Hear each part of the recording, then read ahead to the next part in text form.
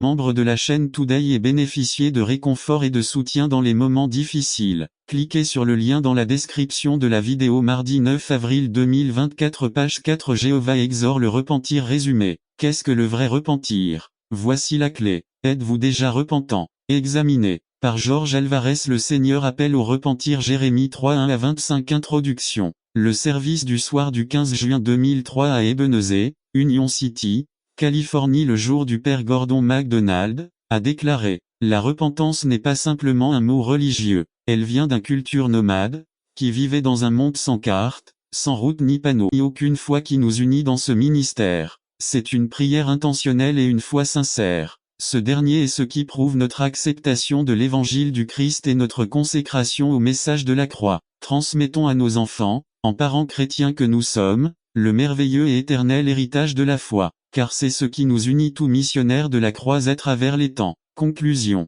Ensemble et en mission jusqu'au bout. Ce sera l'accent de ces dernières semaines de l'année. Cela nous rappelle que nous ne sommes pas les seuls à travailler à l'œuvre du Seigneur. Ensemble et en mission jusqu'au bout. Église baptiste de Bethel, 3 novembre 2002. N'attendez pas qu'il soit trop tard. Devenez membre de la chaîne Today et bénéficiez de réconfort et de soutien dans les moments difficiles. Cliquez sur le lien dans la description de la vidéo. Mardi 9 avril 2024, page 4. Jésus nous avertit. Résumé. Nous devons nous concentrer sur ce dont nous devons nous détourner ainsi que sur ce vers quoi nous devons nous tourner. Par Fernando Ocampo. Titre. Jésus nous avertit. Texte. Luc 21, 7 à 36. Objectif. Que les auditeurs décident de tenir compte des avertissements que le Seigneur nous donne pour vivre comme des intendants fidèles dans une période critique pour notre monde. Introduction. Cela fait plus de 2000 ans depuis que le Seigneur est monté en promettant qu'un jour il reviendrait pour nous. Un jour, alors qu'il se promenait dans le temple avec ses disciples et les voyant impressionnés par son architecture, il leur annonça les événements qui précéderaient son glorieux retour. C'est le contexte dans lequel notre passage s'inscrit.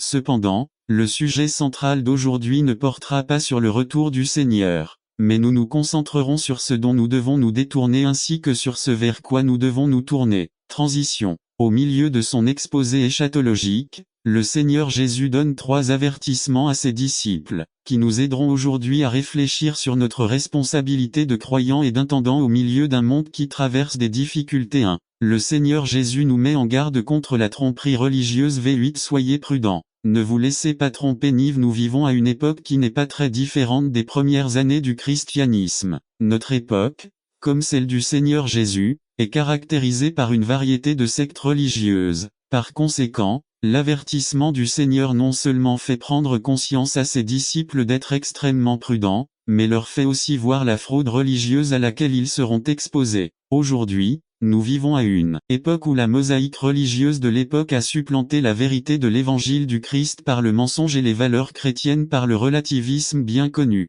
De nombreux groupes sectaires sont apparus autour de la Bible, qu'ils utilisent les Écritures sacrées pour prêcher aux gens ce qu'ils veulent entendre et non ce que Dieu veut leur communiquer. Assi accent aigu al pecados le adado el nombre error humano, la fornication y la relations extramaritales se les promuve bajo la etiqueta de safe sex, a la verdad de Dio insulto, a los valor cristiano ridicule si causa de les vieux. Les gens prêchent que Dieu nous aime tels que nous sommes et qu'il n'est donc pas nécessaire de s'efforcer de vivre une vie sainte, que nous sommes sous la grâce et que nous pouvons donc faire ce que nous voulons, puisque nous sommes déjà sauvés, que le croyant, puisqu'il est fils du roi, doit vivre selon le modèle d'un fils et d'une fille du roi, ce qui a conduit de nombreuses personnes à contracter des dettes qu'elles ne peuvent même plus payer. Ma bien-aimée, ce n'est ni plus ni moins que la plus grande fraude religieuse jamais vue. N'attendez pas qu'il soit trop tard. Devenez membre de la chaîne Today et bénéficiez de réconfort et de soutien dans les moments difficiles. Cliquez sur le lien dans la description de la vidéo.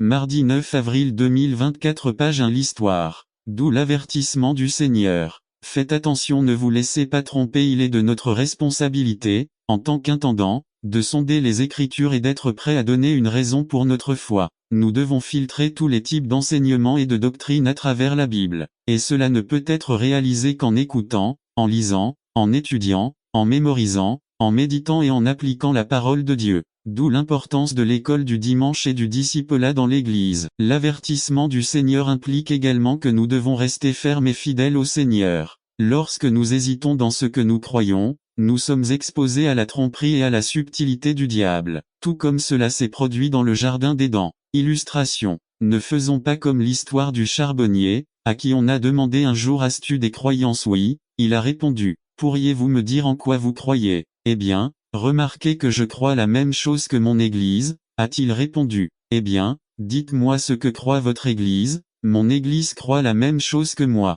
D'accord, alors qu'est-ce que vous et votre Église croyez? Eh bien, l'Église et moi croyons la même chose. La Bible dit, car le temps viendra où ils ne toléreront pas la saine doctrine, mais, poussés par leurs propres désirs, ils s'entoureront d'enseignants qui leur raconteront les histoires qu'ils veulent entendre. Ils cesseront d'écouter la vérité et se tourneront vers les mythes. 2 Tim 4, 3 à 4. En ces temps-là, l'avertissement du Seigneur reste valable. Soyez prudents, ne soyez pas dupes de. Le Seigneur Jésus nous met en garde contre la négligence spirituelle. V 34 à 35. Prenez garde que vos cœurs ne s'endurcissent par le vice, l'ivresse et les soucis de cette vie. Sinon, ce jour tombera soudainement sur vous. LSG. Des jours difficiles à